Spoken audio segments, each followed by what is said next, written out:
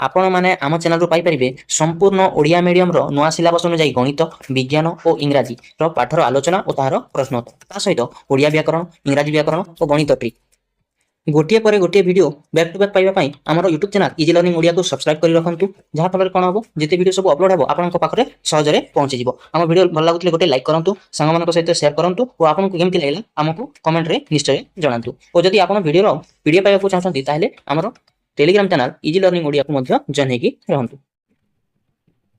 Welcome back to our YouTube channel easy learning Odia. तो पिला माने आमे सप्तम श्रेणी रो जहाँ नुआ विज्ञान बही आसी ताको आमे आलोचना करथिले। तो हमर देखिनियो हमको कोटा सरी जायतिला प्रथमे देखिनबा। तो एटा देखिनियो हमर प्रथम अध्याय सरी जायछि, द्वितीय अध्याय ता मध्ये सरी जायछि, ताहार प्रश्न उत्तर वीडियो मध्ये हमर प्लेलिस्ट रे अवेलेबल अछि। तापर हमर तृतीय अध्याय विद्युत यार परिपथर उपादान या मध्ये हमरो सरी जायतिला, ताहार आलोचना मध्ये हम कर देथिले, ताहार प्रश्न गुडी को मध्ये समस्त समाधान कर देथिले। तो आज हम चतुर्थ अध्याय धातु ओ अधातुर दुनिया या को हम संपूर्ण भाव में बुझिबा। वीडियो टी टिके लंबा ही पारे, जदि लंबा हे जिवो ताहले ताहाको दुईटा पार्ट रे हमें सॉल्व करनाबा, ताहाको आलोचना करिनाबा। ठीक अछि। आ जदि वीडियो टिके 30-40 मिनिट हे जिवो ताले गोटे पार्ट कर देबी। आ जदि वीडियो टी लंबा हेबो दुईटा नहले तीनटा पार्ट रे आको बुझी नबा। आ ताहार प्रश्न उत्तर वीडियो आ गोटे आसी जिवो। एमती हरे तीनटा पार्ट रे हमें ए चैप्टर को सारिबा। तो जे माने हमर वीडियो गोटे पर गोटे देखबा को चाहछो हमर चैनल को सब्सक्राइब करिक रखिबो। हमर प्लेलिस्ट मध्ये अछि, ताहाको कोन कर दो सेव कर रखितिबो। तो अगर जहा सब वीडियो आसीबो ताहाको नोटिफिकेशन तुमको मिल जिवो। ठीक अछि। देखो पाठ को आसीबा आउ संपूर्ण आलोचना करिबो। आरंभ करिबा पाठ धातु और अधातुर दुनिया। देखो कोन देछि, मानस और मंदाकिनी पुरी जिल्लार जगन्नाथपुर ग्राम रे रहंती और निकटस्थ विद्यालय रे सप्तम श्रेणी रे पढ़ंती। किए मानस आउ जणा मंदाकिनी तम परी दुईटी पिला से पुरी जिल्ला रे रहंती जगन्नाथपुर ठारे आउ से सप्तम श्रेणी रे पढ़ंती। थरे विद्यालय तरफ से मानकु धातु कारीगर माने कहउथिबा विभिन्न कारीगर संपर्क रे ज्ञान आहरण पई गोटे प्रकल्प कार्य दिया गला, गोटे प्रोजेक्ट से मानकु दिया गला जे कारीगर मानकर जो कारीगरी संपर्क रे तांको ज्ञान आहरण करिवा पई से माने निकटस्थ से माने निकटस्थ पाटपुर ग्राम रे थिबा लोहा कारीगर मानक कमारशाला परिदर्शन करी प्रकल्प आगे नेवा पई स्थिर कले। से पाखरे थियो पाटपुर गांव को गले ज्योति माने से माने काम करनते से मानन को जाई की पचरा उचरा करी से मानन को पाखरु अनेक गुडे ज्ञान आहरण करबा को से चाहिले। एही कार्य रे से मानन को मंदाकिनी रो जेजेबा मध्ये सहयोग कले। प्रकृत रे से माने हमरो नीतिदिनिया काम रे लागुतिबा विभिन्न लुहा उपकरण गुडी को किपरि तयारी हेउची से विषय जानिबा पई अत्यंत आग्रही थिले। जेजेबापा जण वयस्क कारीगर सुदर्शन मौसंको सांगरे सेमानंकर कथावार्ता कराई देले। देखो से माने कोन कोन कथा होचंती सेठी एठी लगा अछि। देखो से माने जाई छंती से कारीगर को पाख को, देखो सेंती कारीगर केमती काम करंती सेटा उठे एथिरे अनेक गुडे चित्र दिया जाई छी। अति सुंदर चित्रटी देखो से माने कोन कथा हेले ता विषय एठी दिया अछि। जेमति कि मानस पचारिला, मौसा आपण क्यों क्यों जिनिस तयारी करंती? सुदर्शन मौसा कहले हमरो नीतिदिनिया व्यवहार रे लागुतिबा काटुरी, कुराड़ी, दा, हातुड़ी, साबल, कोदाल, कोड़ी, पनिकी और कोरण इत्यादि हमें तयारी करू से उत्तर देले। जेमति कि मंदाकिनी पजरा ए सब जिनिसर तयारी पई आपण की पदार्थ व्यवहार करंती ताहाको पचरेला परे देखो एठी आपण दैछि सुदर्शन कोन उत्तर देले। एति पई मुख्यतः लोहा धातु व्यवहार करा जाय थाए। केतेक उपकरण रे बेंड तयारी पई आमे काठ मध्ये व्यवहार करिथाउ। जेमति देखो जेमति कोदाल तमे देखिथिबो तार कोदाल लोहा अंश थिला बेले तार एमति हाथ रे धरिबा ता काठ रे तयारी किबा प्लास्टिक रे तयारी हे थाए। यहाँ छडा लोहा को गरम करी नरम करिया पई चूल्हा रो आमे कोइला को मध्ये जालेन रूपे व्यवहार नै थाउ सेटा मध्ये कहउचंती। सुदर्शन मौसा एक लोहा खंड को चूल्हा रे गरम कले, ताहार लाल रंग हो गला संगे संगे एक हातुड़ी द्वारा से यहाँ को खूब जोर रे पीटी चलले। ମନ୍ଦାକିନୀ ଖୁବ୍ ଆଶ୍ଚର୍ଯ୍ୟ ହୋଇ ପଚାରିଲା, କାହିଁକି ଏହାକୁ ପିଟୁଛ? ସୁଦର୍ଶନ ତାହାକୁ ଉତ୍ତର ଦେଲେ, ଏହାକୁ ଗୋଟିଏ କୁରାଢ଼ୀ ତିଆରି କରିବାର ଅଛି, ସେଥିପାଇଁ ଏହାକୁ ଆମେ ପିଟୁଛୁ ବୋଲି କହିଲେ।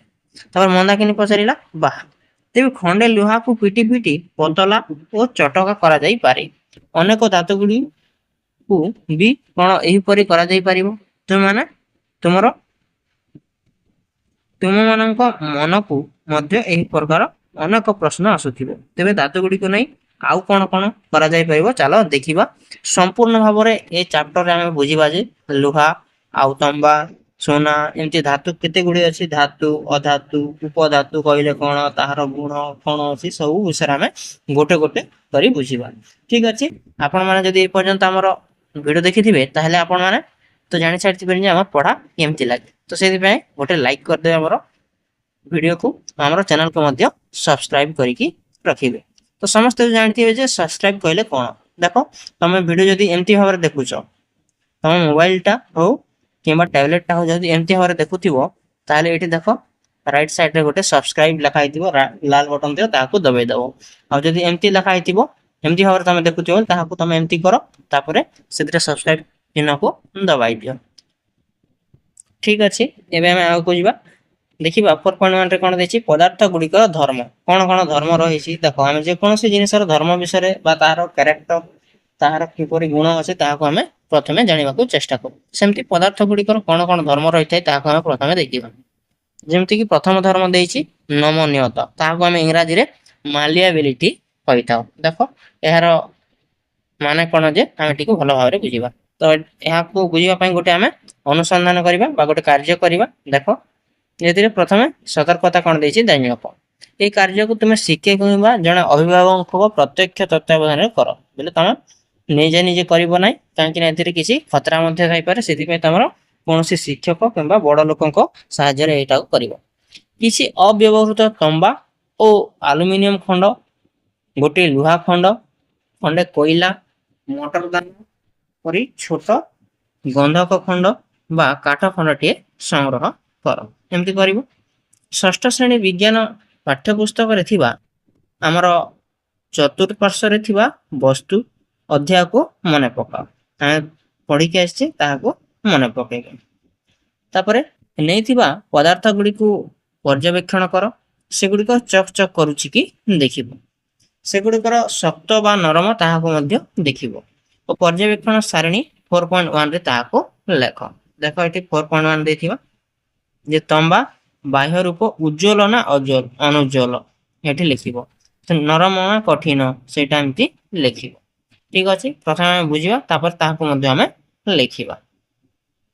ତ ପ୍ରଥମେ ବୁଝି ନେବା କ'ଣ କହୁଛି। ବର୍ତ୍ତମାନ ପ୍ରତ୍ୟେକ ପଦାର୍ଥକୁ ଗୋଟିଏ ଉପରେ ଗୋଟିଏ କରି ଯେକୌଣସି ଏକ ଶକ୍ତ ଚଟାଣ ଉପରକୁ ନେଇ ହାତୁଡ଼ିରେ ପିଟ। ଏମିତି ଦେଖ, ଚିତ୍ରରେ ଦିଆଯାଇଛି। ତାକୁ ପିଟିବାକୁ ତମେ ଚେଷ୍ଟା କରିବ ଗୋଟେ ଗୋଟେ ପଦାର୍ଥ ଗୁଡ଼ିକ ନେଇ, ଯୋଉଟା କି କୌଣସି ଧାତୁରେ ତିଆରି ହେଇଥିବ, ଲୁହା, ତମ୍ବା ଯାହାଥିରେ ବି ତିଆରି ହେଇଥାଉ। ତାପରେ ଦେଖିବ ଯେ କ'ଣ ହେବ ବୋଲି ଭାବୁଛ। ସବୁ ପଦାର୍ଥ କିଛି ମାତ୍ରାରେ ଚେପ୍ଟା ହେଲା କି, କିଛି ପଦାର୍ଥ ଖଣ୍ଡ ହେଇଗଲା, ଭାଙ୍ଗିଗଲା କି, ତାହାକୁ ତମେ ଦେଖିବ ଆଉ ଏଥିରେ ଲେଖିବ। ହାତୁଡ଼ି ସାହାଯ୍ୟରେ ଲୁହା ଖଣ୍ଡକୁ କଣ୍ଟାକୁ ପିଟିବା। ଦେଖ, ଏଥିରେ କ'ଣ କ'ଣ ଚେପ୍ଟା ହେଇଯିବ, କ'ଣ କ'ଣ ହେଇଯିବ, ତାହାକୁ ଦେଖିବ। ତ ଦେଖିବ ଯେ ଆମର ତମ୍ବା ଢାଲଟା କ'ଣ ହେଇଥାଏ, ଉଜ୍ଜ୍ୱଳ ଥାଏ ନା ଅନୁଜ୍ଜ୍ୱଳ ଥାଏ, ତମେ ତାହାକୁ ଏଠି ଲେଖିବ। ତାପରେ ଏଇଟା କଠିନ ନା ନରମ, ଏଇଟାକୁ ଲେଖିବ। ଯେମିତି ତମେ ଦେଖ, ମୁଁ କହିଦେଉଛି, କଠିନ ଲେଖିବ। କଠିନ ଥାଏ, ଅତି ଶକ୍ତ ଥାଏ, ହାତୁଡ଼ିରେ ପିଟିବା ପରେ ଚେପ୍ଟା ବା ଖଣ୍ଡ ଖଣ୍ଡ ହେଇଯାଏ, ଏଟା ଚେପ୍ଟା ହେଇଯିବ। ବୁଝିଗଲା। ତାପରେ ଆଲୁମିନିୟମ ଖଣ୍ଡ, ଏଟା ମଧ୍ୟ ଉଜ୍ଜ୍ୱଳ ଥାଏ, ତାପରେ ଏଟା ବି କଠିନ ଥାଏ, ଏମିତି ଲେଖି ନେବ, ଏଟା ମଧ୍ୟ ଚେପ୍ଟା ହେଇଯିବ। କୋଇଲା ଅନୁଜ୍ଜ୍ୱଳ ଥାଏ, ଯୋଉଟା ଅଲଗା ଅଛି ସେଟା ଦେଖି ଦଉଛି, ଏଟା ସବୁ ଉଜ୍ଜ୍ୱଳ ହବ ହେଲା। ତାପରେ ଏଟା ଟିକେ ନରମ ଥାଏ, ବେଶୀ ନରମ ନାହିଁ, ଟିକେ ନରମ ଥାଏ। ଏଟା ଖଣ୍ଡ ଖଣ୍ଡ ହୋଇ ଭାଙ୍ଗିଯିବ, ଖଣ୍ଡ ହେଇଯିବ। କୋଉଟା, କୋଇଲାଟା। ବୁଝିପାରିଲ? ତ ଏମିତି ଭାବରେ ଲେଖି ନେବ। କାଠ ବି ଗୋଟେ ଅନୁଜ୍ଜ୍ୱଳ ବସ୍ତୁ ଅଟେ, ସେଥିରେ କୌଣସି ଉଜ୍ଜ୍ୱଳ ଦେଖାଯାଏ ନାହିଁ। ଏଟା ଟିକେ କଠିନ ଥାଏ, ଏତେ ବି ନରମ ନଥାଏ, ଏଟା ଭାଙ୍ଗିଲେ ଖଣ୍ଡ ହେଇଯିବ। ଏମିତି ଭାବରେ ତମେ ଲେଖି ନେବ। ଠିକ ଅଛି, ଏବେ ଆଗକୁ ବଢିବା। ଆଗରେ ଦେଇଛି ଦେଖ, ସାରଣୀ 4.1 କୁ ବିଶ୍ଳେଷଣ କର। ତମ୍ବା, ଲୁହା, ଆଲୁମିନିୟମ ଆଦି ଧାତୁ ଉଜ୍ଜ୍ୱଳ ବା ଚକ୍ ଦେଖାଯାଆନ୍ତି ତାହାକୁ ଦେଖିବ। ଧାତୁ ଗୁଡ଼ିକର ଏହି ଉଜ୍ଜ୍ୱଳତାକୁ ଧାତବ ଔଜ୍ଜଲ୍ୟ ବା ଧାତବ ଦୀପ୍ତି ବୋଲି କହନ୍ତି। ତମ୍ବା, ଆଲୁମିନିୟମ ଓ ଲୁହା ଆଦି ଧାତୁ ଅଟନ୍ତି। କଣ ପାଇଁ ଧାତୁ ଅଟନ୍ତି? ଦେଖ, ତମ୍ବା କଠିନ ଅଟେ, ତାହାକୁ ମାରିଲେ ଚାପ୍ଟା ହେଇଯାଉଛି, ତାର ଉଜ୍ଜ୍ୱଳତା ଗୁଣ ଅଛି, ସେଥିପାଇଁ ଆମେ ଏହାକୁ ଧାତୁ ବୋଲି କହିବା। ଏଟାକୁ ଆମେ ଏଇ ଗୁଣକୁ ଉଜ୍ଜ୍ୱଳତାର ଧାତବ ବା ଔଜ୍ଜଲ୍ୟ ବୋଲିକି ମଧ୍ୟ କହିଥିବା, ଧାତବ ଦୀପ୍ତି ବୋଲିକି ମଧ୍ୟ ଏହାକୁ ଅନେକ ପ୍ରକାର ତମେ କହିପାରିବ, ଏମିତି ଭାବରେ ତାହାକୁ କୁହାଯାଇଥାଏ। ସବୁ ଧାତୁ ଶକ୍ତ କିମ୍ବା କଠିନ ଅଛନ୍ତି କି? ନା, ପ୍ରକୃତରେ ସୋଡ଼ିୟମ ଓ ପୋଟାସିୟମ ପରି କିଛି ଧାତୁ ଅଛନ୍ତି ଯାହା ନରମ ହେଇଥାନ୍ତି। ସେମାନଙ୍କୁ ଏକ ଛୁରୀ ସାହାଯ୍ୟରେ ମଧ୍ୟ ଖଣ୍ଡ ଖଣ୍ଡ କରି କାଟି ହେବ। ତାମାନେ ଏଥିରେ ଆମେ କଣ ଜାଣିଲେ? ସବୁ ଶକ୍ତ ଥିବା ଧାତୁଟି କଣ? ସବୁ ଶକ୍ତ ଥିବା ଜିନିଷଟି ଧାତୁ ହେଇପାରେ, ହେଇ ନପାରେ। ପାରଦ ହେଉଛି ଏକ ଧାତୁ ଯାହା ସାଧାରଣତଃ ତରଳ ଅବସ୍ଥାରେ ଦେଖାଯାଇଥାଏ। ତାମାନେ ଧାତୁ ଗୁଡ଼ିକ ମଧ୍ୟ ତରଳ ଅବସ୍ଥାରେ, ଯେମିତିକି ତମେ ପାଣି, କିରୋସିନ, ପେଟ୍ରୋଲ ଦେଖୁଛ, ସେମିତି ମଧ୍ୟ ଥାଏ। ପାରଦକୁ ତୁମେ ବୋଧହୁଏ ତାପମାନ ଯନ୍ତ୍ର ବା ଥର୍ମୋମିଟରରେ ଦେଖିଥିବ। ଷଷ୍ଠ ଶ୍ରେଣୀ ପାଠ୍ୟପୁସ୍ତକରେ ଥିବା ତାପମାତ୍ରା ଓ ମାପର ଅଧ୍ୟାୟକୁ ମନେ ପକାଅ। ତ ସେଥିରେ କଣ ପାରଦ ବ୍ୟବହାର କରାଯାଇଥାଏ। ଯୋଉ ଥର୍ମୋମିଟର ଏମିତି ଥାଏ, ତାହାର ଭିତରେ ଯୋଉଟା ଥାଏ ସେଟା ହେଲା ପାରଦ ବା ବୁଝିଗଲା, ମର୍କ୍ୟୁରୀକୁ ବ୍ୟବହାର କରାଯାଇଥାଏ।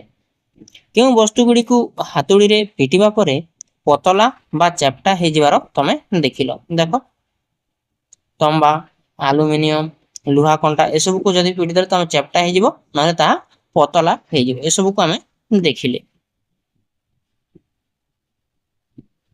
ଅନ୍ୟ ବସ୍ତୁ ଗୁଡ଼ିକର ଗୁଣ କିନ୍ତୁ ଭିନ୍ନ ଥିଲା। ଯେମିତି କୋଇଲାକୁ ପିଟି ଦେଲେ, କାଠକୁ ପିଟି ଦେଲେ କଣ ହଉଥିଲା? ତାହା ଭାଙ୍ଗି ଯାଉଥିଲା। ପଦାର୍ଥର ଯେଉଁ ଗୁଣ ଯୋଗୁଁ ଏହି ପିଟି ପିଟି ଚେପ୍ଟା ବା ପତଲା ଚଦରରେ ପରିଣତ କରି ହୁଏ, ତାହାକୁ ଆମେ ନମନୀୟତା ଗୁଣ ବା ମାଲିଏବିଲିଟି ବୋଲି କହିଥାଉ, ଯାହାକି ଆମେ ଏ ଧାତୁର ପ୍ରଥମ ଗୁଣ ବିଷୟରେ ପଢୁଛେ। ଦେଖିପାରିଲ, ଏ ନମନୀୟତା ଗୁଣ କାହାକୁ କୁହାଯାଏ? ତାମାନେ ଯେଉଁ ଧାତୁ ଅଛି ତାହାକୁ ଯଦି ଆମେ ପିଟି ପିଟିକି ଚେପ୍ଟା କରିପାରିବା, ସେଇଟା ଭାଙ୍ଗିବ ନାହିଁ, ତାହେଲେ ସେ ଧାତୁକୁ ଆମେ ନମନୀୟତା ଗୁଣ ବା ମାଲିଏବିଲିଟି ଗୁଣ ଅଛି ବୋଲି ଆମେ କହିବା। ତ ବୁଝିପାରିଲ? ଦେଖ କେମିତି ଲାଗୁଛି ଆମର ପଢା, ଟିକେ କମେଣ୍ଟରେ ଜଣାଇବ। କେତେ ତାମାନେ ଲାଇନ ବାଇ ଲାଇନ ଆମେ ଆପଣଙ୍କୁ ବୁଝେଇବାକୁ ଚେଷ୍ଟା କରୁଛୁ। ଠିକ ଅଛି ପିଲାମାନେ, ଆଶା କରୁଛି ଭଲ ଲାଗୁଥିବ। ଦେଖ ଆଗକୁ ଯିବା। ଅଧିକାଂଶ ଧାତୁ ନମନୀୟତା ଗୁଣ ପ୍ରଦର୍ଶନ କରନ୍ତି। ତାମାନେ ବହୁତ ପ୍ରକାର ଧାତୁ ଅଛନ୍ତି ଯେଉଁମାନେ କଣ କରିଥାନ୍ତି? ନମନୀୟତା ଗୁଣ ଦେଖାଇଥାନ୍ତି। ବହୁତ କମ ଧାତୁ ଅଛନ୍ତି ସେମାନେ ଏସବୁ ଦେଖାଇ ନଥାନ୍ତି। ତୁମେ କିଛି ଧାତୁ ଚଦରର ଉଦାହରଣ ଦେଇପାରିବ କି? ଦେଖ ଦେଖ ଲୁହା, ଏମିତି କବାଟ କରାଯାଏ କି ନାଇଁ? ଲୁହାର କବାଟ ଦେଖିଥିବ, ସେଇଟା ବି ପିଟି ପିଟିକି କରାଯାଇଥାଏ। ତାପରେ ଦେଖ କଡେଇକୁ ମଧ୍ୟ ଏମିତି ପିଟି ପିଟିକି ଚଦର ଆକାର କରାଯାଏ, ତାପରେ ଟିକେ ମୋଡ଼ି ଦିଆଯାଏ, ସେଇଟା କଡେଇ ହେଇଥାଏ। ଏମିତି ପ୍ରକାର ତମେ ଅନେକ ପ୍ରକାର ଧାତୁରେ ତିଆରି ଜିନିଷ ଦେଖିବ ଯୋଉଟାକୁ ଚାଦର ଆକାରରେ ବ୍ୟବହାର କରାଯାଇଥାଏ। କିଛି ମିଠା ଉପରେ ଚକଚକ କରୁଥିବା ରୂପାର ଅତି ପତଳା ଆବରଣ ଦିଆଯାଇଥିବା ଏହି ଆଲୁମିନିୟମ ଜରିରେ ଖାଦ୍ୟ ପୁଡ଼ିଆ ହୋଇ ଆସୁଥିବା ଖାଦ୍ୟ ଦେଖିଥିବ। ମିଠା ଉପରେ ଦେଖ ଯେମିତି ଏମିତି ଧଳା ଧଳା କିମ୍ବା ହଳଦିଆ କଲରର ଏମିତି କିଛି କିଛି ଲାଗିଥିବାର ତମେ ଦେଖୁଥିବ। ରୂପା ଓ ଆଲୁମିନିୟମର ନମନୀୟତା ଧର୍ମ ଏହି ସବୁ ସମ୍ଭବ ହେଇପାରୁଛି। ତାମାନେ ସେଇଟା କଣ? ରୂପା, ଆଲୁମିନିୟମ ଏସବୁର ନମନୀୟତା ଗୁଣ ଯୋଗୁଁ ସେଟାକୁ ପତଳା ଆକାରରେ କରିକି ତାହାକୁ ଉପରେ ଏମିତି ଦିଆଯାଇଥାଏ। ବୁଝ? ତାପରେ ସୁନା ଓ ରୂପା ହେଉଛନ୍ତି ସବୁଠୁ ଅଧିକ ନମନୀୟତା ଧାତୁ, ଯାହାକୁ ଆମେ ବହୁତ ତାମାନେ ଏମିତି ପତଳା କରି ତାହାକୁ ଆମେ ପିଟିକି ବହୁତ ପତଳା ଆକାରରେ ତାହାକୁ ବ୍ୟବହାର କରିପାରିବା। ତାହାକୁ ରୂପା ଆଉ ସୁନାକୁ ମନେ ରଖ, ଏଇଟା ତମକୁ ଏଇଟା ପରୀକ୍ଷାରେ ପଚାରିବ। କେଉଁ ଧାତୁକୁ ଆମେ ତାମାନେ ଅଧିକ ନମନୀୟତା ଗୁଣ ଭାବରେ ଦେଖେଇ ପାରିବା? ସେଇଟା ହେଲା ସୁନା ଓ ରୂପା ହେବ। ତାପରେ ଆଗରେ ଦେଖ ଦେଇଛି, ଖଣ୍ଡେ କୋଇଲା କିମ୍ବା ଟିକିଏ ଗନ୍ଧକ ଏହି ନମନୀୟତା ଧର୍ମକୁ ଦେଖାନ୍ତି ନାହିଁ। ଦେଖ, ଗୋଟେ କୋଇଲା, ଗନ୍ଧକ ଏସବୁ ନମନୀୟତା ଗୁଣକୁ ଦେଖାନ୍ତି ନାହିଁ। ସେମାନଙ୍କୁ ଯଦି ପିଟିବ ତାହେଲେ ତମେ ଭାଙ୍ଗିଯିବ, ସେଇଟା ଏମିତି ପତଳା ଚଦର ଆକାରରେ ହେବ ନାହିଁ। ସେମାନେ ଖଣ୍ଡ ଖଣ୍ଡ ହୋଇ ଭାଙ୍ଗି ଯାଆନ୍ତି। ଏମାନଙ୍କୁ ଭଙ୍ଗୁର ବା ବ୍ରିଟିଲ ପଦାର୍ଥ କୁହାଯାଏ। ଅନେକ ପକ୍ଷରେ କାଠ ଚେପ୍ଟା ବା ପତଳା ହୁଏ ନାହିଁ କି ଖଣ୍ଡ ଖଣ୍ଡ ବି ହୋଇଯାଏ ନାହିଁ। ତେଣୁ ଏହାକୁ ଆମେ ନମନୀୟ କିମ୍ବା ଭଙ୍ଗୁର କହିପାରିବା ନାହିଁ। ସେଇଟା ନମନୀୟ ବି ନୁହେଁ କି ଭଙ୍ଗୁର ବି ନୁହେଁ। ତ ବୁଝିପାରିଥିବ ଏଇଟା ଆମର କାହାର ଧାତୁର ପ୍ରଥମ ଗୁଣ ଆମେ ପଢ଼ିଲେ। ଏଇଟା ପରେ ଆମେ ଆଲୋଚନା କରିବା। ଠିକ୍ ଅଛି, ଏବେ ଆମେ ଧାତୁର ଦ୍ୱିତୀୟ ଗୁଣ ଯାହାକି ତନ୍ୟତାକୁ ଦେଖିବା। ଏଇଟା ହେଲା ଦ୍ୱିତୀୟ ଗୁଣ, ଯେ ଧାତୁ ଆଉ କୋଉ ଗୁଣ ଦେଖେଇ ଥାଏ ସେୟା ଏଠି ଆମେ ବୁଝିବା। ଯେମିତି ଦେଇଛି ଦେଖ, ତୁମେ ଧାତବ ତାରର ବ୍ୟବହାର କେଉଁଠି ଦେଖିଥିବ? ଅନେକ ଜାଗାରେ ଦେଖିଥିବ। ବିଦ୍ୟୁତିକ ଉପକରଣ ଗୁଡ଼ିକରେ ତମ୍ବା କିମ୍ବା ଆଲୁମିନିୟମ ତାର ବ୍ୟବହାର ହୋଇଥିବା ନିଶ୍ଚୟ ଦେଖିଥିବ। ବିଦ୍ୟୁତ ତାର ଗୁଡ଼ିକରେ ସେଥିରେ ଦେଖିଥିବ ତମ୍ବା କିମ୍ବା ଆଲୁମିନିୟମ ତାର ତମେ ତାହା ଭିତରେ ଦେଖିଥିବ। ହାର, କାନଫୁଲ ଭଳି ବିଭିନ୍ନ ଅଳଙ୍କାର ମଧ୍ୟ ଧାତବ ତାରରୁ ତିଆରି ହୋଇଥାଏ। ଏହା ମଧ୍ୟ ଟିକେ ଟିକେ ତମେ ଯାହା ଜାଣିଥିବ। ବୀଣା, ସିତାର, ଗିଟାର, ଭାଉଲିନ୍ ଆଦି ତାର ଗୁଡ଼ିକର ବାଦ୍ୟଯନ୍ତ୍ରରେ ଧାତବ ତାରର ହିଁ ସୁନ୍ଦର ଧ୍ୱନି ସୃଷ୍ଟି କରିଥାଏ। ଧାତୁକୁ ଟାଣି ତାର ପ୍ରସ୍ତୁତ କରାଯାଇପାରେ। ଏଇଟା ହେଲା କ'ଣ? ଧାତୁର ତନ୍ୟତା ଗୁଣ ବୋଲି ଆମେ କହିବା। ମୁଖ୍ୟତଃ ଧାତୁ ଗୁଡ଼ିକରେ ଏହି ତନ୍ୟତା ଗୁଣ ରହିଥାଏ। ରୂପାର ଏହି ତନ୍ୟତା ଗୁଣକୁ ଆଧାର କରି ଆମେ ରାଜ୍ୟର କଟକରେ ତାରକସି ଶିଳ୍ପ ଗଢ଼ି ଉଠିଛି। ତାମାନେ ଆମେ ତନ୍ୟତା ବୋଲି କ'ଣ ବୁଝିଲେ? ଯଦି ଆମେ ଯେକୌଣସି ଧାତୁକୁ ଟାଣିକି ଏମିତି ତାର ତିଆରି କରିପାରିବା। ଯେଉଁ ଧାତୁକୁ ଟାଣିଲେ ଯେତେ ଲମ୍ବା ସେ ତାର ତିଆରି କରିପାରିବ, ସେଇଟା ସେଇ ଧାତୁର ଆମେ ତନ୍ୟତା ଗୁଣ ବୋଲି କହିପାରିବା। ଦେଖ, କାଠକୁ ଟାଣିଲେ ସେ ତାର ହେଇପାରିବ କି? ହେଇପାରିବ ନାହିଁ। ତାମାନେ କାଠର ତନ୍ୟତା ଗୁଣ ନାହିଁ। ତ ଆମେ ଧାତୁର ତନ୍ୟତା ଗୁଣ ଅଛି ବୋଲି ଜାଣିପାରିବା, ଯାହାକି ଆମର ପଦାର୍ଥର ଦ୍ୱିତୀୟ ଗୁଣ ଅଟେ ତନ୍ୟତା। ବୁଝିପାରିଥିବ। ତ ଏଥିରେ ଦେଖ କ'ଣ ଦେଇଛି? ସୁନା ଏତେ ତନ୍ୟତା ଯେ ସେ 1 ଗ୍ରାମ ସୁନାରୁ ପ୍ରାୟ 2 କିଲୋମିଟର ଲମ୍ବା ତାର ପ୍ରସ୍ତୁତ କରିହେବ। ଏଇଟା ମନେ ରଖ। ସବୁଠାରୁ ତନ୍ୟତା କାହାର ପାଖରେ ଥାଏ ବୋଲି? ସୁନା ପାଖରେ ଥାଏ ବୋଲି ତମେ ଆନ୍ସରରେ ଲେଖିବ। ଧାତୁର ତନ୍ୟତା ଗୁଣ ଯୋଗୁଁ ଧାତବ ତାରରୁ ଚା ଛଣା ତିଆରି କରାଯାଇଥାଏ। ଚା ଛଣା ବୋଲି ଦେଖିଛ କି ନାହିଁ? ଏମିତି ଥିବା ତମେ ଦେଖିଥିବ। ଏମିତି ସେଇଟା ତନ୍ୟତା ତାର ଯୋଗୁଁ ସେଇଟା ହେଇପାରେ। ତୁମେ କେବେ କୋଇଲା କିମ୍ବା ଗନ୍ଧକରେ ପ୍ରସ୍ତୁତ ହୋଇଥିବା ତାର କିଛି ଦେଖିଛ କି? ଦେଖିନଥିବ। ଆମେ କହିପାରିବା ଯେ କୋଇଲା ବା ଗନ୍ଧକର କ'ଣ ତନ୍ୟତା ଗୁଣ ନାହିଁ ବୋଲି କହିପାରିବା। ଷ୍ଟିଲ୍ ଏକ ମିଶ୍ର ଧାତୁ ଅଟେ ଓ ଅଧାତୁର, ଯାହାକି ଲୁହା ଆଉ ଅଧାତୁର କାର୍ବନ, ଏହାର ମିଶ୍ରଣରେ ସେ ତିଆରି ହୋଇଥାଏ। କ'ଣ? ଷ୍ଟିଲ୍। ଷ୍ଟିଲ୍ରେ ତିଆରି ତାର ଖୁବ୍ ଶକ୍ତ ଓ ଭାରୀ ଜିନିଷକୁ ଧରି ରଖିପାରେ। ସେଥିପାଇଁ ଝୁଲା ପୋଲ ଓ ଟ୍ରେନରେ ଷ୍ଟିଲ୍ ତାରର ବ୍ୟବହାର କରାଯାଇଥାଏ। ଏହିପରି ଏକ ଝୁଲା ପୋଲ କଟକର ଧବଳେଶ୍ୱରରେ ତମେ ଦେଖିପାରୁଥିବ, ଯେଉଁଟା ଦେଖ ଏଥିରେ ପିକ୍ଚରରେ ଅତି ସୁନ୍ଦର ଭାବରେ ଦର୍ଶାଯାଇଅଛି। ତାପରେ ଦେଖିବା ଆମେ 3 ନମ୍ବର ଗୁଣ, ଯାହା ହେଉଛି ନିନାଦତା ବା ସୋନୋରିଟି। ଏଇଟା କହିଲେ କ'ଣ? ତାହାକୁ ବୁଝିବା। ଧାତୁ ନିର୍ମିତ ଚାମଚ, ପ୍ଲେଟ୍ କିମ୍ବା ମୁଦ୍ରାଟିଏ ଚଟାଣରେ ପଡ଼ିଗଲେ କିପରି ଶବ୍ଦ ହୁଏ ତମେ ଲକ୍ଷ୍ୟ କରିଛ କି? ଦେଖୁଥିବ ଯେ ଟାନ୍ ଟିନ୍ କହୁଥିବ ଏମିତି। ଏହା ଖଣ୍ଡେ କୋଇଲା ବା କାଚ ଚଟାଣରେ ପଡ଼ି ସୃଷ୍ଟି କରୁଥିବା ଶବ୍ଦ ଠାରୁ ଭିନ୍ନ ନୁହେଁ କି? ଭିନ୍ନ ଅବଶ୍ୟ ହେବ ସେ। ଆସ ଏହାକୁ ଅନୁସନ୍ଧାନ କରିବା ଆଉ ବୁଝିବା ଯେ କ'ଣ। ଦେଖ କେମିତି ଆମେ କହିବା। ବସ୍ତୁ ଗୁଡ଼ିକରେ ଚଟାଣରେ ପକାଇଲା ବେଳେ ଆମେ ସାବଧାନତା ଅବଲମ୍ବନ କରିବା। ଯେମିତିକି ପ୍ରଥମ ସୋପାନରେ ଦେଇଛି ଦେଖ। ପ୍ରଥମ ସୋପାନ କ'ଣ କରିବା? ଗୋଟେ ଧାତୁ ନିର୍ମିତ ଚାମଚ, ଏକ ମୁଦ୍ରା, ଖଣ୍ଡେ କୋଇଲା ଓ କାଠ ଖଣ୍ଡଟିଏ ସଂଗ୍ରହ କରିବା। ତାପରେ ଦ୍ୱିତୀୟ ସୋପାନରେ ଏଗୁଡ଼ିକୁ ଗୋଟେ ଗୋଟେ ପରେ ଗୋଟେ କ'ଣ କରିବା? ଏକ ନିର୍ଦ୍ଦିଷ୍ଟ ଉଚ୍ଚତାରୁ ଚଟାଣ ଉପରକୁ ଆମେ ପକାଇବା।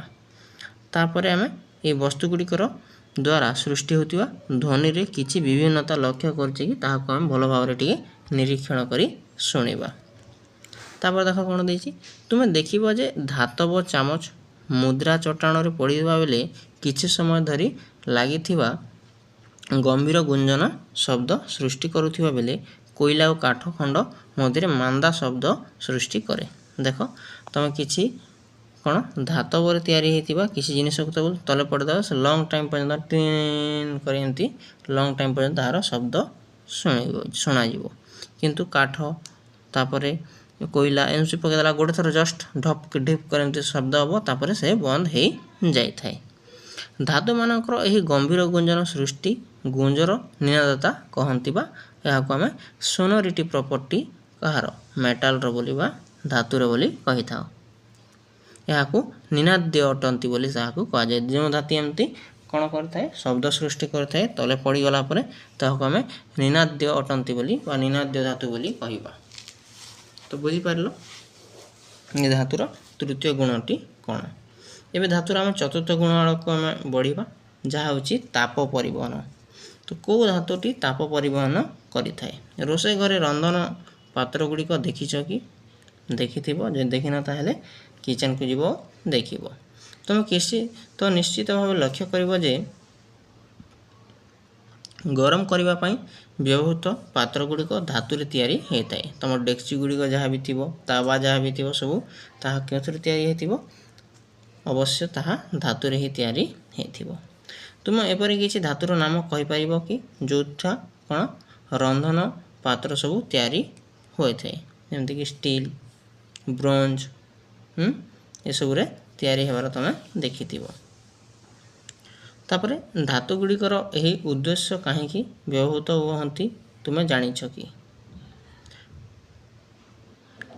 ତାପରେ କ'ଣ ଦେଇଛି, ଧାତୁ ଗୁଡ଼ିକ ଏହି ଉଦ୍ଦେଶ୍ୟରେ କାହିଁକି ବ୍ୟବହୃତ ହୁଅନ୍ତି ତୁମେ ଜାଣିଛ କି? ଆସ ଜାଣିବାକୁ ଚେଷ୍ଟା କରିବା, ଗୋଟେ ପରୀକ୍ଷା କରିବା ଆଉ ବୁଝିବା।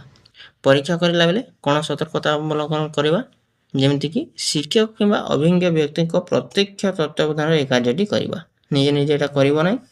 ଗରମ ଜଳ ବ୍ୟବହାର ସମୟରେ ଯଥେଷ୍ଟ ସତର୍କତା ଅବଲମ୍ବନ କରିବା, ଯେମିତି ନିଜ ଉପରେ ତାହା କୌଣସି ଭାବରେ ନ ପଡ଼େ। ଦେଖ ପ୍ରଥମ ସୋପାନରେ କ'ଣ ଦେଇଛି? ପ୍ରଥମ ସୋପାନ ଦେଇଛି ଟେବୁଲ ଉପରେ କାଚ ପାତ୍ରଟିଏ ରଖିବା ଏମିତି। ତାପରେ 2 ନମ୍ବର ସୋପାନରେ ଅଛି ଏଥିରେ ଗରମ ଜଳ ଭର୍ତ୍ତି କରିବା। ଦେଖ ଯେମିତି ଜଳକୁ ଭର୍ତ୍ତି କରାଯାଇଛି ଗ୍ଲାସରେ। ତାପରେ 3 ନମ୍ବର ଦେଇଛି ସମାନ ଆକାର ଓ ମୋଟେଇର ଗୋଟିଏ ଧାତବ ଚାମଚ ଓ ଗୋଟିଏ କାଚ ଚାମଚ ନେବା। ଦେଖ ସମାନ ଆକାର ହେଇଥିବ, ସମାନ ମୋଟେଇ ହେଇଥିବ, ଗୋଟେ ଧାତୁର ଚାମଚ ଯେକୌଣସି ଧାତୁ ହେଇପାରେ, ଆଉ ଗୋଟେ ଗଛର ଚାମଚଟିଏ ନେବା। ତାପରେ ଉଭୟ ଚାମଚକୁ ଏକା ସଙ୍ଗେ ଗରମ ଜଳ ଥିବା ପାତ୍ରରେ 2 ମିନିଟ୍ ସ୍ଥିର ଭାବରେ ବୁଡ଼ାଇ ରଖିବା, ଯେମିତି ଏଠି ଦେଖ 2ଟି ଚାମଚ ରଖାହେଇଛି। ତାପରେ ଦେଇଛି 5 ନମ୍ବରରେ ବର୍ତ୍ତମାନ ଚାମଚ ଦ୍ୱୟର ଉପର ମୁଣ୍ଡକୁ ସାବଧାନତା ସହ ସ୍ପର୍ଶ କରିବା। ଏଇ ଉପରେ ଟିକେ ସ୍ପର୍ଶ କରିବାକୁ ଚେଷ୍ଟା କରିବା। ଠିକ୍ ହେଲା। କିଛି ଆଲୋଚନା। କାଚ ଚାମଚଟି ଅଧିକ ଉତ୍ତପ୍ତ ହୁଏ। ତାପରେ 2 ନମ୍ବର ଲେଖା ହେଇଛି ଏହି ପରୀକ୍ଷାରେ ଚାମଚଟି ଦ୍ୱୟର ତାପ ସ୍ଥାନାନ୍ତରଣ ସମ୍ବନ୍ଧରେ କ'ଣ ସୂଚନା ଦିଏ ତାହାକୁ ଆମେ ବୁଝିବା। ଯେମିତିକି ତୁମେ ହୁଏତ ଲକ୍ଷ୍ୟ କରିଥିବ ଯେ ଧାତବ ଚାମଚଟି କାଠ ଚାମଚ ଅପେକ୍ଷା ହାତକୁ ଅଧିକ ଗରମ ଲାଗିପାରେ। ଲାଗିପାରେ କ'ଣ? ଲାଗିବ ହିଁ ଲାଗିବ। ଯଦିଓ ଉଭୟ ଚାମଚକୁ ସମାନ ତାପମାତ୍ରାରେ ଜଳରେ ସମାନ ସମୟରେ ବୁଡ଼ାଇ ରଖାଯାଇଥିଲା, ତଥାପି ମଧ୍ୟ ଏହି ଦର୍ଶାଉଛି ଯେ ଧାତବ ପଦାର୍ଥର ତାପ ସ୍ଥାନାନ୍ତରିତ ହୁଏ ବୋଲି ଆମେ ଜାଣୁଛେ। କାହିଁକିନା ଧାତବରେ ତିଆରି ଚାମଚକୁ ଯଦି ଗରମ ପାଣିରେ ରଖିଲେ ତାପରେ ସେ ଧାତବ ଚାମଚଟି କ'ଣ ହେଇଯାଉଛି? ଗରମ ହେଇଯାଉଛି। କିନ୍ତୁ କାଚରେ କିମ୍ବା ତମେ କୌଣସି ଗଛରେ ତିଆରି ଚାମଚକୁ ଯଦି କ'ଣ କରିଦେବ? ଗରମ ପାଣି ରଖିଦେବ, ସେ ଗରମ ହେବ ନାହିଁ। ସେଥିରୁ ଆମେ ଜାଣିପାରିଲେ କ'ଣ ଯେ ଧାତବର ତାପ ସଞ୍ଚରଣ ବା ତାପ ସ୍ଥାନାନ୍ତରଣ ଗୁଣଟି ଅଛି ବୋଲି ଆମେ ଜାଣିପାରିବା। ତୁଳନାତ୍ମକ ଭାବେ ଯଦି ଧାତବ ଚାମଚ ଅପେକ୍ଷା କାଠ ଚାମଚରେ ତାପ ସ୍ଥାନାନ୍ତର ଅତ୍ୟନ୍ତ କ୍ଷୀଣ ହେଇପାରେ। ତାମାନେ ଯଦି ତମେ ତୁଳନା କରିବ ତାହେଲେ ଯଦି ଧାତବ ଚାମଚ ଅପେକ୍ଷା ତମେ କାଠ ଚାମଚରେ ମଧ୍ୟ ଦେଖିବ ବୋଲେ କିଛି କିଛି ମାତ୍ରାରେ ସେଥିରେ ସ୍ଥାନାନ୍ତର ହେଇ ମଧ୍ୟ ପାରେ, କିନ୍ତୁ ବହୁତ କମ୍ ଆକାରରେ ହେବ କାଠ ଚାମଚରେ। ସେ କଥା ଏଠି ଲେଖା ହେଇଛି। ବୁଝିଗଲା। ଏହି ପରିସ୍ଥିତିରେ ପଦାର୍ଥର ଗୋଟିଏ ବିନ୍ଦୁରୁ ଅନ୍ୟ ବିନ୍ଦୁକୁ ତାପର ସ୍ଥାନାନ୍ତରଣ ତାପ ପରିବହନ ବୋଲି ଏହାକୁ ଆମେ କହିପାରିବା। ତାପ ପରିବହନ କରୁଥିବା ପଦାର୍ଥମାନଙ୍କୁ ତାପ ପରିବାହୀ ବୋଲି କୁହାଯାଇଥାଏ। ଯେଉଁ ପଦାର୍ଥରେ ବା ଯେଉଁ ଧାତୁରେ କ'ଣ ହେଇଥାଏ, ଗୋଟେ ଜାଗାରୁ ଅନ୍ୟ ଜାଗାକୁ ତାପର ପରିବହନ ହେଇଥାଏ। ନିଜର ପର୍ଯ୍ୟବେକ୍ଷଣକୁ ଆଧାର କରି ତୁମେ କହିପାରିବ ଯେ ଧାତୁ ଗୁଡ଼ିକ ତାପ ସୁପରିବାହୀ ଅଟେ ବେଲେ ତାହା ଗୁଡ୍ କଣ୍ଡକ୍ଟର ହୋଇଥିବା ବେଲେ କାଠ ହେଉଛି ବା ଅଧାତୁ ହେଉଛି କ'ଣ ହେଉଛି ସବୁ କୁପରିବାହୀ ଅଟେ ବା ପୋର କଣ୍ଡକ୍ଟର ବୋଲି ଆମେ ତାହାକୁ କହିବା। ବର୍ତ୍ତମାନ ଆମେ ବୁଝିପାରୁଥିବା ଯେ କାହିଁକି ରନ୍ଧନ ପାତ୍ର ଗୁଡ଼ିକର ଧାତୁରେ ଏବଂ ସେଗୁଡ଼ିକର ବେଣ୍ଟ ବା କାଠ ବା ଅନ୍ୟ ତାପ ଅପରିବାହୀ ବା ନନ୍ କଣ୍ଡକ୍ଟର ପଦାର୍ଥର ତିଆରି ହେଇଥାଏ ବେଲେ ଏହା କ'ଣ କହୁଛି ବୁଝିପାରିଥିବ। ତମେ ଯଦି ପ୍ରେସର କୁକର ଦେଖିଥିବ, ପ୍ରେସର କୁକର ଯେଉଁ ହାତ ଧରିବା ଜାଗା ଥାଏ ସେଥିରେ କ'ଣ ପ୍ଲାଷ୍ଟିକରେ ତିଆରି ହେଇଥାଏ। କଡ଼େଇ ମାନେ ଦେଖିଥିବ ଯେମିତି ଭାବରେ ଥିବ, ଯେଉଁଟା ହାତରେ ଧରିବା ଥିବ ସେଥିରେ ପ୍ଲାଷ୍ଟିକ କିମ୍ବା ଗଛରେ ତିଆରି ହେଇଥିବ। ସେଇଟା କ'ଣ ପାଇଁ ହେଇଥାଏ, କାହିଁକି ନା ଗଛ ପ୍ଲାଷ୍ଟିକ ଏସବୁ ହେଉଛି ତାପ ଅପରିବାହୀ। ଏଥିରେ କୌଣସି ପ୍ରକାର ଗୋଟେ ଜାଗାରୁ ଅନ୍ୟ ଜାଗାକୁ ତାପର ପରିବର୍ତ୍ତନ ବା ସ୍ଥାନାନ୍ତରଣ ହୋଇନଥାଏ। ସେଥିପାଇଁ ଆମକୁ ଗରମ କଡ଼େଇ ଗରମ ଆମର କୁକର ଧରିଲେ ମଧ୍ୟ କୌଣସି ପ୍ରକାର ଆମକୁ ଆଘାତ ହେଇନଥାଏ, ଗରମ ଅନୁଭବ ହେଇନଥାଏ। ପ୍ରକୃତିର ତାପ ସ୍ଥାନାନ୍ତରଣ ଅଧ୍ୟାୟରେ ଏ ବିଷୟରେ ଆମେ ଅଧିକ ଜାଣିବା। ଆମେ ଏବେ ଖାଲି ଜାଣି ରଖିବା ଯେ ଯେତେ ସବୁ ଧାତୁ ଗୁଡ଼ିକ ଥାଆନ୍ତି ପାଖାପାଖି ସବୁ ଧାତୁ ଗୁଡ଼ିକ କ'ଣ ହେଇଥାଏ, ତାପ ସ୍ଥାନାନ୍ତରଣ କରିଥାନ୍ତି। ଏବେ ଆମେ ପରବର୍ତ୍ତୀ ତାର ଗୁଣ ଆଡ଼କୁ ବଢ଼ିବା, ଯେଉଁଟାକି 5 ନମ୍ବର ଗୁଣ। ଆମେ 4 ନମ୍ବର ଗୁଣ ପର୍ଯ୍ୟନ୍ତ ଆମେ ପଢ଼ି ଯାଇଛି। ଏବେ ଆମେ 5 ନମ୍ବର ଗୁଣ ଯାହା ହେଉଛି ବିଦ୍ୟୁତ ପରିବହନ ବା କଣ୍ଡକ୍ସନ୍ ଅଫ୍ ଇଲେକ୍ଟ୍ରିସିଟି, ଏହାକୁ ଆମେ ବୁଝିବା। ଦେଖ କ'ଣ ଦେଇଛି, ତୁମେ କେବେ ଜଣେ ବିଦ୍ୟୁତ ମିସ୍ତ୍ରୀ ବା ଇଲେକ୍ଟ୍ରିସିଆନକୁ ସ୍କ୍ରୁ ଡ୍ରାଇଭର ବ୍ୟବହାର କରୁଥିବାର ଦେଖିଛ କି? ଯଦି ଦେଖିଥିବ ତାହେଲେ ମନେ ପକାଅ। ଏହାର ବେଣ୍ଡଟି କେଉଁ ପ୍ରକାର ପଦାର୍ଥରେ ତିଆରି ହେଇଥାଏ? ଯେଉଁ ହାତରେ ଧରିବା ମୁନ, ଗୋଟେ ଆଡ଼େ ମୁନ ଥାଏ ଆଉ ଗୋଟେ ଆଡ଼େ ଏମିତି ହାତରେ ଧରାଯାଏ। ଯେଉଁ ହାତରେ ଧରାଯାଏ ସେଇଟା କେଉଁଥିରେ ତିଆରି ହୋଇଥାଏ? ତମେ ଯଦି ମନେ ପକାଇ ପାରୁଥିବ ତାହେଲେ ମନେ ପକାଅ, ସେଇଟା ପ୍ଲାଷ୍ଟିକରେ ତିଆରି ହେଇଥିବ। ଆଉ ମଧ୍ୟ ତୁମେ ଲକ୍ଷ୍ୟ କରିଥିବ ଯେ ମିସ୍ତ୍ରୀ ଜଣକ କାମ କରୁଥିବା ବେଳେ ରବର ଗ୍ଲୋଭ୍ସ ବା ଜୋତା ପିନ୍ଧିକି ସେମାନେ କାମ କରିଥାନ୍ତି। ଏହାର କାରଣ କ'ଣ ହେଇପାରେ? ଏହାକୁ ଟିକେ ବୁଝିବାକୁ ଚେଷ୍ଟା କର, ନହେଲେ ଶିକ୍ଷକଙ୍କୁ ପଚାରିକି ବୁଝ। କିନ୍ତୁ ଆମେ ଏଠି ସମ୍ପୂର୍ଣ୍ଣ ବୁଝିବା ସେଇଟା କ'ଣ ପାଇଁ ହେଇଥାଏ। ଦେଖ, ବିଦ୍ୟୁତ ଅଧ୍ୟାୟରେ ଦିଆଯାଇଥିବା ଟେଷ୍ଟରର ପରିପଥ ପରି ଏକ ବିଦ୍ୟୁତ ପରିପଥ ଡିଜାଇନ କର। ନିମ୍ନ ତାଲିକାଭୁକ୍ତ ପଦାର୍ଥ ଗୁଡ଼ିକୁ ନେଇ ସମାନ କାର୍ଯ୍ୟର ପୁନରାବୃତ୍ତି କର ଓ ତୁମର ପର୍ଯ୍ୟବେକ୍ଷଣ ଗୁଡ଼ିକୁ ତମେ ସାରଣୀ 4.2ରେ ଲେଖ। ଏଠି ଦେଖ 4.2 ଦେଇଛି ଗୋଟେ, ଯାହାକୁ ଆମେ ଦେଖିବା। ଆଗ ପ୍ରଥମେ କ'ଣ କ'ଣ ଦେଇଛି ତାହା ପଢ଼ି ନେବା, ତାପରେ ତାହାକୁ ମଧ୍ୟ ଆମେ ଭରି ନେବା। ଦେଖ, ଯେମିତି ପ୍ରଥମ ପଏଣ୍ଟ ଦେଇଛି, ତୁମେ କିଛି ଜିନିଷ ସଂଗ୍ରହ କରିପାର, ଯେପରିକି ଆଲୁମିନିୟମ ପାତ, ଗୋଟିଏ ଲୁହା କଣ୍ଟା, ମଟର ଦାନା ଆକାରର ଗନ୍ଧକ ଖଣ୍ଡ ଏବଂ ତମ୍ବା ତାର, ଖଣ୍ଡେ କୋଇଲା, ଖଣ୍ଡେ ଶୁଖିଲା କାଠ, ଖଣ୍ଡେ ପଥର, ଗୋଟିଏ ପେନସିଲ ଦାଗ, ରିଭା ରବର ଆଉ ଗୋଟିଏ ଛୋଟ ନାଇଲନ ରସି, ଏମିତି କିଛି ତମେ ସଂଗ୍ରହ କରିପାର। ତାପରେ 2 ନମ୍ବର ପଏଣ୍ଟରେ ଅଛି, ଏଗୁଡ଼ିକ ମଧ୍ୟରୁ କେଉଁ ଟେଷ୍ଟରର ବଲ୍ବକୁ ଜଳାଇବା ପାଇଁ ବ୍ୟବହାର ହୋଇପାରିବ ଓ କେଉଁଟି ହୋଇପାରିବ ନାହିଁ ତାହାକୁ ଅନୁମାନ କର। ଦେଖ, ତୁମେ ନିଶ୍ଚିତ ଭାବେ ଦେଖୁଥିବ ଯେ ଆଲୁମିନିୟମ, ଲୁହା, ତମ୍ବା ତିଆରି ତାର ଆଉ ବସ୍ତୁ ଗୁଡ଼ିକ ବଲ୍ବକୁ ଜଳାଉଥିବା ବେଳେ ଗନ୍ଧକ, କୋଇଲା, କାଠ, ପଥର, ରବର, ନାଇଲନର ରସି ଏଗୁଡ଼ିକ କରିପାରୁ ନାହିଁ। ତାମାନେ ଦେଖ, ତମେ ଆଲୁମିନିୟମ ପାତରେ ଦେଖିବ ବେଲେ କ'ଣ ହେଇପାରିବ, ସେଥିରେ ବଲ୍ବ ଜଳି ପାରିବ। ତାମାନେ ଏଥିରେ କ'ଣ ଇଲେକ୍ଟ୍ରିସିଟି ବା ବିଦ୍ୟୁତ ପରିବହନ ହେଇଥାଏ। ବିଦ୍ୟୁତ ପରିବହନ ହେଇଥାଏ ଆଲୁମିନିୟମରେ। ଲୁହା କଣ୍ଟାରେ ମଧ୍ୟ ହେଇଥାଏ, ଗନ୍ଧକରେ ହୁଏ ନାହିଁ। ଏହି କାର୍ଯ୍ୟରେ ଆମେ ବିଭିନ୍ନ ସାମଗ୍ରୀ ବ୍ୟବହାର କରି ସମୟରେ ବଲ୍ବ ଗୁଡ଼ିକୁ ଜଳିବାର ଦେଖିଛେ।